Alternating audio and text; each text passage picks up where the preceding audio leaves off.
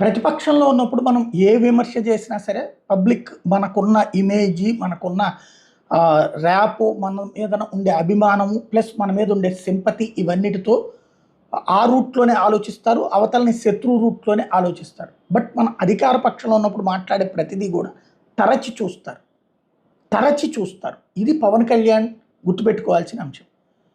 పవన్ కళ్యాణ్ నిన్న చెప్పుకొచ్చారు. ఆర్థిక వ్యవస్థని చంద్రబాబు గాబట్టి గాడిన పెట్టారు. నాకట్లాంటి అనుభవం లేదు గాబట్టి నేను ఏది డిప్యూటీగా కొనసాగుతున్నాను అన్నటువంటి పాయింట్. అంటే డిప్యూటీ అనకుండా మద్దతిస్తూ ఉన్నాను అన్నటువంటిది. ఆర్థిక పరిస్థితి ఏది గాడిన పడింది? ఒక్క సంక్షేమ పథకం ఇవ్వగలిగారా? గ్యాస్ తప్ప ఫస్ట్ ఇయర్. ఇప్పుడు ఇచ్చింది మొన్న తల్లికి వందనం. ఇంకా మళ్ళీ అన్నదా సుఖీభవ ఇంకా టైం తీసుకుంటోంది.